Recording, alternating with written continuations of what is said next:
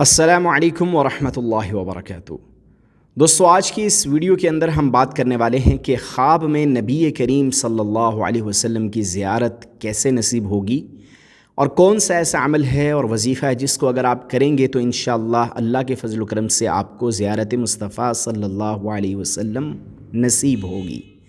تو ویڈیو کے ساتھ جڑے رہیے گا، بہت زیادہ انفارمیٹو ہونے والی ہے۔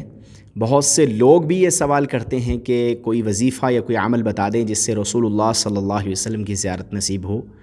تو آج میں آپ کو 2 ایسے عمل بتانے والا ہوں جن کی وجہ سے انشاءاللہ آپ کو ضرور اللہ رب العزت کے فضل و کرم سے زیارت مصطفیٰ صلی اللہ علیہ وسلم نصیب ہوگی۔ دوستو،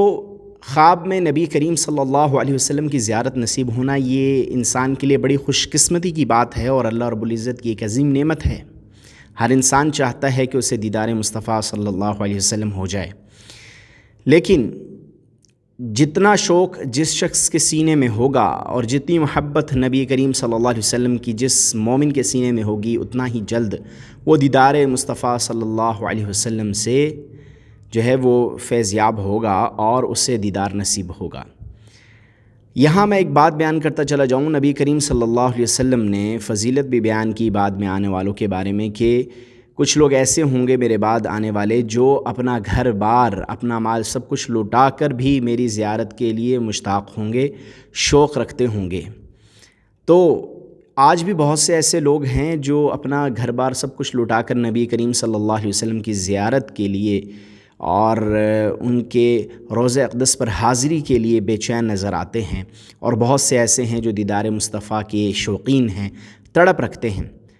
تو آج میں آپ کو 2 چیزیں بتاتا ہوں جو دیدار مصطفیٰ صلی اللہ علیہ وسلم کے لیے معاون ہیں۔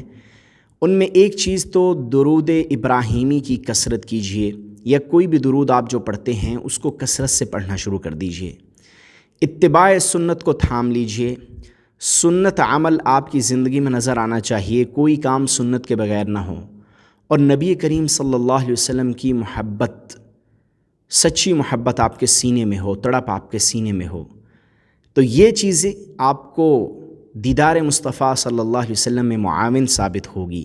اور بہت جلد آپ کو دیدار نصیب ہو جائے گا اللہ کے فضل و کرم سے۔ جب آپ کے اندر کثرت درود ابراہیمی یا کوئی بھی درود جو آپ پڑھتے ہیں اس کو پڑھنے کا شوق ہے اور آپ اہتمام سے پڑھتے ہیں، اور ساتھ ہی آپ اتباع سنت کا خیال رکھتے ہیں، تو انشاءاللہ آپ بہت جلد زیارت مصطفیٰ صلی اللہ علیہ وسلم سے مستفید ہوں گے۔ اور دوسرا عمل دوستو جو نبی کریم صلی اللہ علیہ وسلم کی خواب میں زیارت اور دیدار کے لیے بہت ہی مجرب ہے، اور بہت سے اکابر نے یہ عمل لکھا ہے، وہ یہ ہے کہ درود ابراہیمی کو جو شخص روزانہ فجر کی نماز کے بعد 71 مرتبہ 71 مرتبہ پڑھے گا،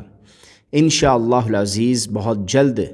دیدار مصطفیٰ صلی اللہ علیہ وسلم سے فیض یاب ہوگا، اور نبی کریم صلی اللہ علیہ وسلم کی اسے خواب میں زیارت ہوگی اللہ کے فضل و کرم سے۔